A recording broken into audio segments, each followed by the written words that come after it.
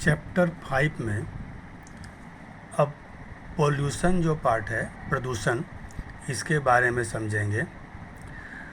प्रदूषण का अगर हम परिभाषा कहें तो हमारी प्राकृतिक संपत्ति जैसे जल है, वायु है, मिट्टी है, इनका विभिन्न कारणों से दूषित होने की क्रिया को ही हम प्रदूषण कहते हैं। हमें इस पाठ में वायु का, जल का, मिट्टी का और ध्वनि का प्रदूषण के बारे में पढ़ना है। इसका प्रदूषण कैसे होता है, इसके क्या कारण है और इसका हमारे ऊपर क्या प्रभाव पड़ता है, उसके बारे में जानना है। तो पहले हम जानेंगे कि प्रदूषक क्या है। अंग्रेजी में पॉल्यूटेंट कहते हैं। इसको हम कह सकते हैं वे पदार्थ जो प्रदूषण उत्पन्न करते हैं या जो प्रदूषित करते हैं, उन्हें ही हम पॉल्यूटेंट कहेंगे। ये जल के लिए अलग है, वायु के लिए अलग है, मिट्टी के लिए अलग है। तो प्रदूषक क्या हुआ? पॉल्यूटेंट वे पदार्थ जो प्रदूषण करते हैं, उसे हम पॉल्यूटेंट या प्रदूषक कहेंगे।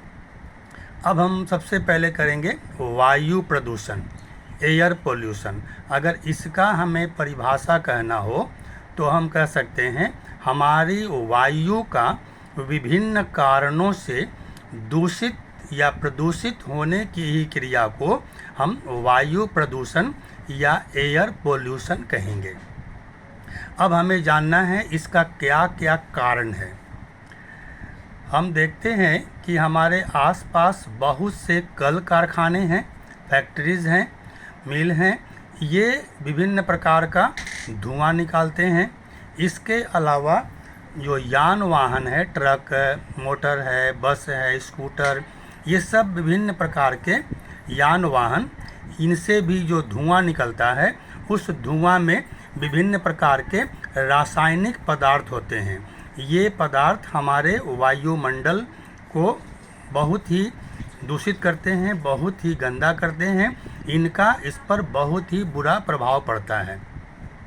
दूसरा हम कह सकते हैं जीवाश्म ईंधन। इसको हम लोग फॉसिल फ्यूल कहते हैं। इसमें हमारा पेट्रोल, डीजल, कोयला, ये सब आता है जीवाश्म ईंधन। इनको भी जलाने से जो धुआं निकलता है, उस धुआं में NO2, CO2, CO, methane, SO2 इत्यादि गैस रहते हैं।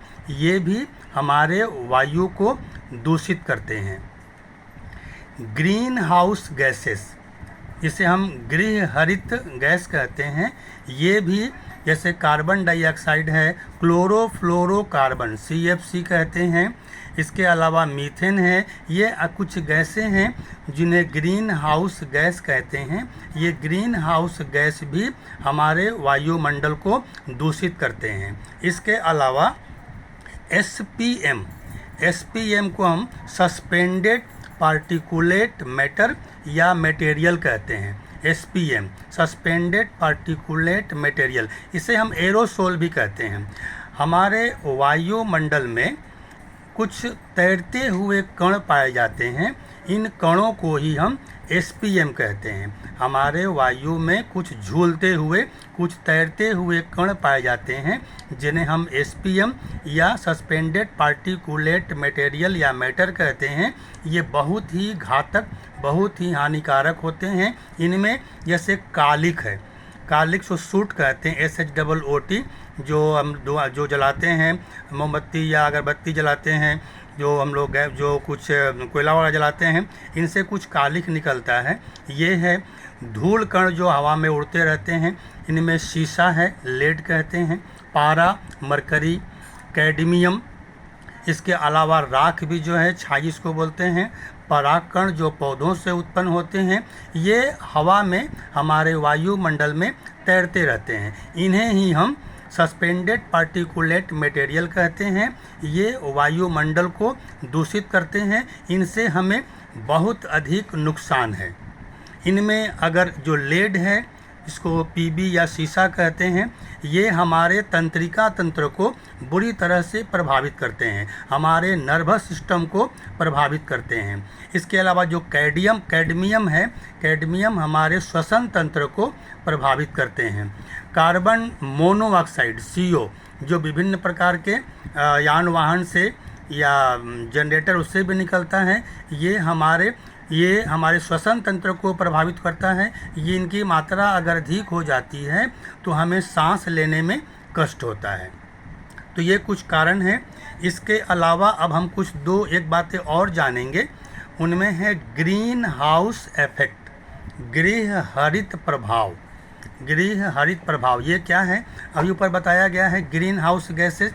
तो ग्रीन हाउस गैसेस जो हैं, इनके कारण हमारा पृथ्वी का तापक्रम बढ़ता जाता है। ये क्या करते हैं गैसें?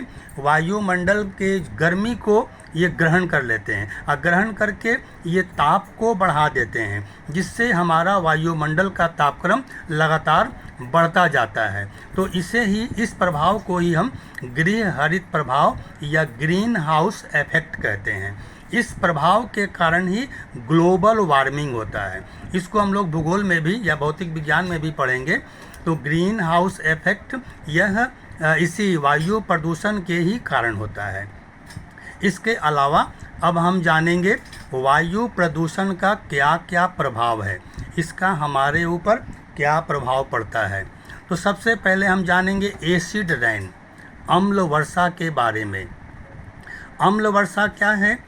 ये विभिन्न प्रकार के जो दूषित पदार्थ हैं, फॉसिल फ्यूल हैं, जीवाश्म ईंधन है, उनमें SO2, NO2, CO2, CO इत्यादि गैसें निकलती हैं।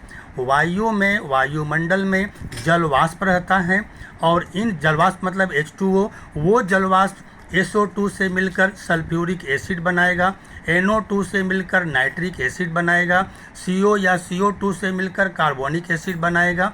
इस प्रकार ये अम्ल का रूप धारण कर लेते हैं और पृथ्वी पर अम्ल के रूप में, एसिड के रूप में गिरते हैं। इन्हें ही हम अम्ल वर्षा या एसिड रेन कहते हैं। ये काफ़ी खतरनाक होते हैं, काफ़ी हानिकारक होते हैं। इसका बहुत अधिक प्रभाव पड़ता है। हमारा जो आगरा का ताजमहल है, ये अम्ल वर्षा के कारण ही बहुत प्रभावित हुआ है। इसका रंग प्रभावित हुआ है क्योंकि मथुरा, इसके बगल में ही मथुरा है जहाँ ऑयल रिफाइनरी है, उससे SO2, NO2, CO गैसेज निकलती हैं जो अधिक मात्रा में अम्ल को उसके ऊपर गिराती हैं, जिससे उसका रंग काफ़ी बदलता रहा है। अब फिलहाल इसका व्यवस्था करके इसको ठीक किया गया है। इसके अलावा हमारी जो कीमती इमारतें हैं, हमारी अपनी बिल्डिंग है, पुल है, बांध हैं, ये सब हमारे एसिड रेन के कारण बहुत ही नष्ट होते जा रहे हैं, दूषित होते जा रहे हैं, ख़राब होते जा रहे हैं।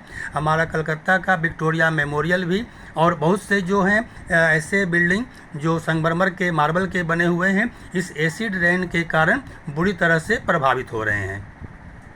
और इसका प्रभाव है कि यह एसिड रेन मिट्टी की अम्लीयता को, जब ये खेतों में पड़ता है तो ये मिट्टी की अम्लीयता, एसिडिटी को बढ़ा देता है, जिससे उसकी उपजाऊ शक्ति, मिट्टी की जो उर्वरा शक्ति है, फसल उगाने की शक्ति, ये घटती जाती हैं। इसके अलावा अगर ये फसलों पर गिरती हैं, एसिड ये फसलों पर गिरती हैं तो फसलों को भी ये नष्ट कर देती हैं। इसके अलावा और हमारा प्रभाव है, ये हमारे फेफड़ों को प्रभावित करता है। वायु प्रदूषण, ये वायु जो दूषित वायु है, ये हवा में आता है और जब हम सांस लेते हैं तो ये हमारे फेफड़ों को प्रभावित करता है। SO2 जो गैस है, ये श्वसन तंत्र को प्रभावित करता है, जिससे हमें सांस लेने में कष्ट होने लगती हैं और श्वास नली सक्रिय हो जाती हैं। और ऑक्सीजन जो है, इसके वजह से हम ऑक्सीजन को ग्रहण नहीं कर पाते हैं। ऑक्सीजन जो आती भी है फेफड़ा में, तो इसका परिवहन में बाधा पहुंचता है और वायु प्रदूषण के कारण फेफड़े का कैंसर भी होता है। एक दमा नामक रोग, जिसको हम अस्थमा कहते हैं, इसके बारे में आगे और बताया जाएगा, ये भी होता है। ब्रोंकाइटिस, ये फेफड़े का और श्वास का रोग है, ये पैदा होता है। SO2 जो है, ये हमें खांसी पैदा करता है। इसके अलावा कैडमियम ये हमारे हाई ब्लड प्रेशर, उच्च रक्तचाप उत्पन्न करता है। आर्सेनिक जो है, ये आर्सेनिक पशुओं को भी प्रभावित करता है, उन्हें विभिन्न प्रकार का रोग उत्पन्न करता है। और फ्लोरीन है, ये फ्लोरीन पशुओं को लंगड़ापन और अतिसार ये रोग उत्पन्न करता है। ये सब है हमारा एसिड रेन और विभिन्न प्रकार के वायु प्रदूषण के कारण होने वाले प्रभाव हैं। ये अभी हम इसमें इतना जानेंगे और इसके बाद फिर हम देखेंगे मिट्टी प्रदूषण के बारे में। तो ये हुआ वायु प्रदूषण। वायु प्रदूषण क्या है बता दिया गया, और इसके अलावा इसके क्या क्या कारण हैं। ये कारखाना से निकलने वाला, यान वाहन से निकलने वाला धुआं जो इसको नष्ट करता है। जीवाश्म ईंधन, इससे भी ये नष्ट होता है। और जीवाश्म ईंधन से जो धुआं निकलता है, ये धुआं भी हमारा वायुमंडल को गर्म करता है। इसके अलावा जो कुछ ग्रीन हाउस गैसेज हैं, ये वायुमंडल को प्रभावित करती हैं। एसपीएम के बारे में बताए हैं, ये कुछ तैरते हुए कण हैं जो हवा में झूलते रहते हैं और ये विभिन्न प्रकार के हमको रोग उत्पन्न करते हैं। ग्रीन हाउस इफेक्ट बताएं अभी, हरित गृह प्रभाव और ग्लोबल वार्मिंग इसी के कारण होता है। और इसका क्या क्या प्रभाव है ये हमारा है, प्रभाव में बहुत सा है, इनको बारे में बता चुके हैं। ये है हमारा प्रदूषण, जिसमें हम अभी पढ़े हैं वायु प्रदूषण, एयर पोल्यूशन के बारे में।